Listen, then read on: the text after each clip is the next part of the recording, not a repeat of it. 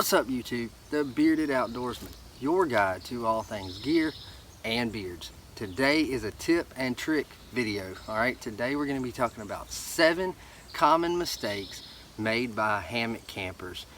I've made some of them myself, so stay tuned through the intro.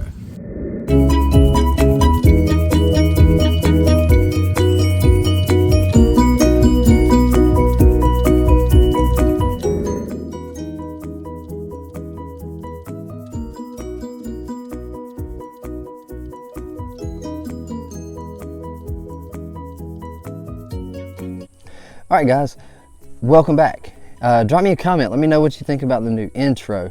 If you're new to my channel, I am the Bearded Outdoorsman. I do hiking videos, gear reviews, beard product reviews, some tips and tricks. And today we're going to be taking a look at 7 common mistakes made by hammockers. Now, I myself have made a few of these mistakes in the past and just wanted to share this information with you. There's a bunch more, may do a follow-up video, but these are the main 7 that I could think of that I wanted to share with you guys. So make sure to stay tuned through this whole video. You'll learn some stuff. All right, so tip number 1, mistake number 1 is when you are setting up your hammock, you always want to check above you to make sure there are no what's called widow makers. Make sure there's no dead limbs up there. If there's a dead limb above you and a storm blows through during the night, it can fall and land on you and it can be deadly if it's a bigger tree, bigger limb, that kind of thing. So always check above you before you set up your hammock and make sure that you have gotten a good spot with no dead limbs, no dead treetops, nothing like that, no limbs that are already dead and hanging. That can be devastating if a unexpected storm blows through during the night. All right guys, so mistake number 2 involves your tarp. All right, I don't have my tarp out here today, but setting your tarp too high off the ground. Now, when I go hiking, I always set my tarp up first and then do my hammock under it. Now, if your tarp is too high and it's cool, you're gonna let that cold air is gonna come in. If you have that tarp set up low to the ground and as close to the ground as you can get it, you're gonna reduce some of that wind and cold air that's gonna come in under your tarp and get to you and cause you to be colder than you need to be. So the lower your tarp is, the more heat you're going to trap into that tarp, and it's going to be a lot warmer and a lot more comfortable. Make sure your tarp is as low to the ground as you can get it. All right, so mistake number 3 is no insulation under you, under quilt, camp pads, sleep pads, something like that. Highly recommend a under quilt. I've got one. It took me a while to get one. I've got another setup that I used that I modded up one and kind of DIY'd it. But you need an underquilt. If the temperatures are below 70 degrees at night, you really need an underquilt or you're going to get cold. So definitely look into underquilts. I'll drop some links in the description below for what I've used, a video that I did with a previous sleep system, and an underquilt that I have that works really well. So you definitely want to look into an underquilt.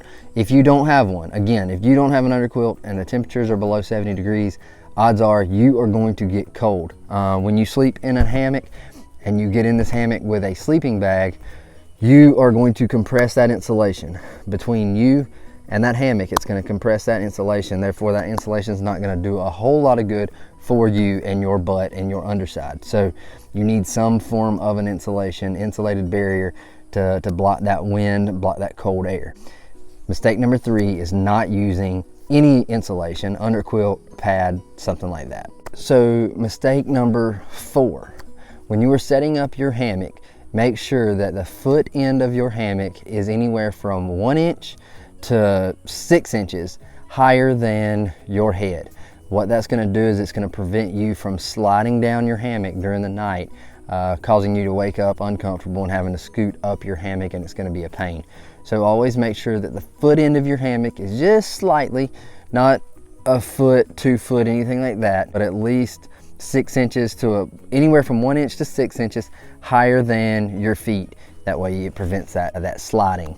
Mistake number 5 is going to be the angle in which your straps come off the tree and attach to your hammock. Now, ideally you want a 30-degree angle. Now, the easiest way to check that is once you have your strap set up, is to take your thumb and your pointer finger and come in like this. And if it touches both, you want this being as horizontal as you can get it. If it's pretty close, you're good. But you don't want it like this, and you don't want it out here like this. So, all right, so that is mistake number 5. Mistake number 6 is not enough sag in your hammock. Now, you guys always see me sitting out here doing reviews, so I put a little extra sag in it to sit, but this is what you want it to look like when you sit in it.